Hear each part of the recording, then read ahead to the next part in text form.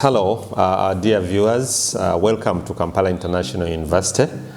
This is a very exciting time and moment because we have once again another graduation function, the 25th graduation function. You may be interested in knowing that for the last 2 years, actually slightly more, we've been unable to hold a physical graduation. So what an excitement it is for our graduates, for the staff, for the parents, the sponsors and promoters of our students. Congratulations, first of all, those of you who will be graduating today. It is amazing that after such a long haul of lockdown, we are now here to celebrate the graduation. I'm Professor Muhammad Mpezamihigo, the Vice-Chancellor of Kampala International University, the second best overall university in Uganda in ranking and the leading private university. I want to share with you a few moments of your time and tell you what is so unique about this graduation. Of course, we were able to do 3 virtual graduations in the lockdown. What an achievement. Not very many institutions were able to do that, and that guaranteed our status as a big and leading university. Now, today's graduation, or the one that we are holding on the 11th of June, is so unique because it's a new experience altogether. Whereas we had so many physical graduations, face-to-face, physically present in the graduation grounds, this is going to feel quite unique. And so I warmly welcome all our invited guests, our chief guests, our graduates and the parents. I would like to say that KIU is very happy to announce that this time around, this first physical graduation after the lockdown, we'll be graduating more than 2,700 graduates. And I want to say this time around again, we have quite a sizable number of PhDs who are going to be graduating.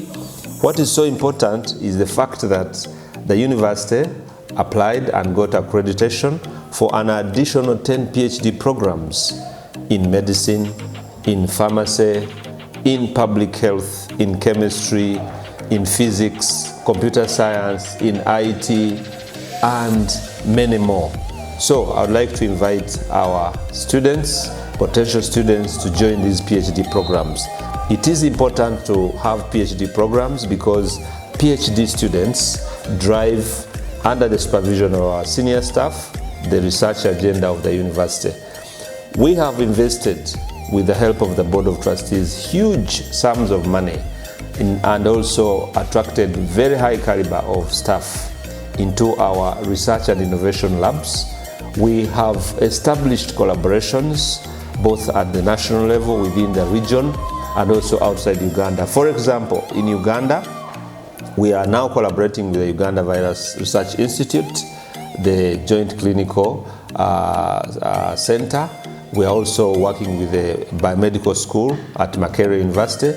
At the regional level, we are working with the National Institute for Medical Research in Tanzania, which is one of those African centers of excellence in biomedical research. The reason I'm linking this to the PhD programs is to ask and request you to take the advantage of joining KIU for the PhD programs. We should have a flashback, the kind of challenges we faced about 2 years ago, the COVID-19 pandemic. This, I think now everybody can enlist their challenges, but we tried to cope.